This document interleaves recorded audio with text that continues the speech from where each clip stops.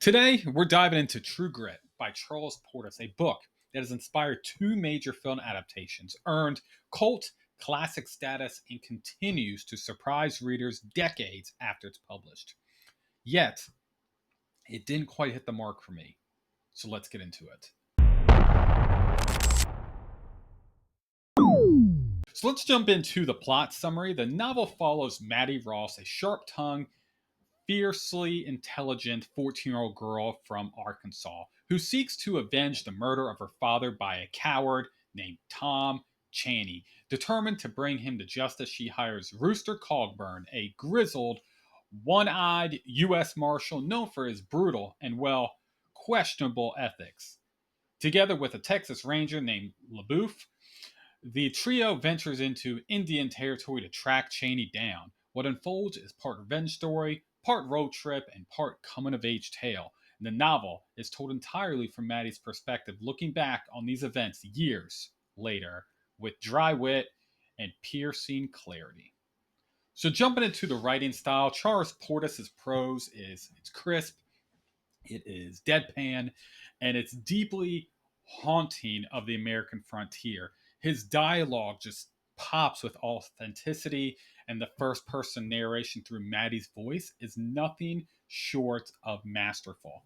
Maddie's narrative is old fashioned, but it does not get boring. She's hilarious, judgmental, and unwavering in her principles, and Portis doesn't lean into those flowery descriptions or unnecessary detours within his writing. Every word earns its keep.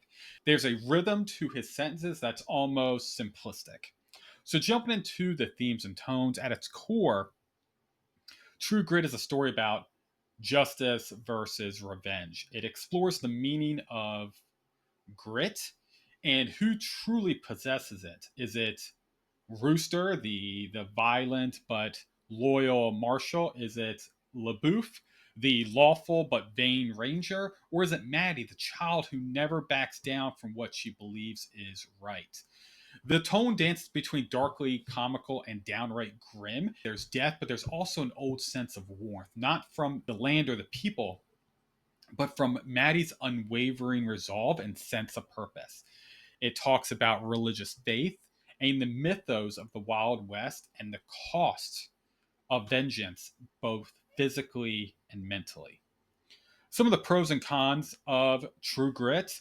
Jumping into the pros, one of the most distinct narrative voices in American fiction is Maddie. It's so well done. And her voice comes out very clear, and it is one of the best parts of this book. It is sharp and easily written. It's very easy to go through and digest this story. It's fast paced. It is a very compact story that doesn't overstay its welcome. The side characters are all memorable. They all have their own voice within the story, even though it's being told through Maddie's perspective. You still feel these characters coming to life within the story. And there is also an awesome blend of the grit of this world, but also the humor of the characters. They pop out amazing within the story. Some of the cons, it is old timely language. It might be a barrier to some readers going through and really grasping, hey, this is how the world was back then. Readers expecting a Western epic may be surprised on how intimate and focused the story actually is, and the ending is abrupt and bittersweet. Some might find it also emotionally unsatisfying. So, final thoughts, my perspective, True Grit is undeniably well written. It features one of the most memorable narrators in American fiction. Mattie Ross's voice is sharp, unwavering, and darkly funny. And Charles Portis's prose is impressive.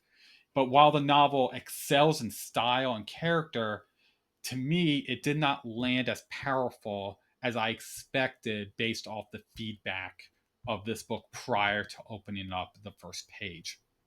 For me, I think I expected more. I expected a bigger payoff at the end. I expected a more emotional punch.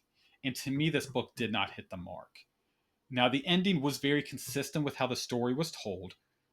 As I mentioned, it does feel a bit abrupt and lacking in resolution, but from the whole overarching story and what the story was trying to explain, it hit the mark there.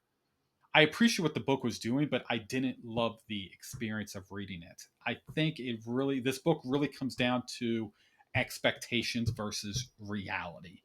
If I went into this as just, hey, I just picked this book up, I think I would have enjoyed it more. But the fact that I constantly heard for years how amazing this book was, how it is one of the best in its class, my expectations were extremely high and it just wasn't there. Now, again, this is a solid novel. It's historically significant, it's skillfully written, and definitely worth reading, but nothing that I'm personally going to go through and rush to read again. I ended up going through and giving this book a 6 out of 10. I enjoyed the book, it just wasn't what I was expecting. So, let me know. Have you read True Grit? Did you prefer the book, or did you watch any of the films? Did you enjoy the films more? I have not seen any of the films yet, but if you go through and you say it's awesome, I might go through and give it a chance if you think it hit harder than the book. Drop your thoughts down in the comments. I really love to go through and hear from you.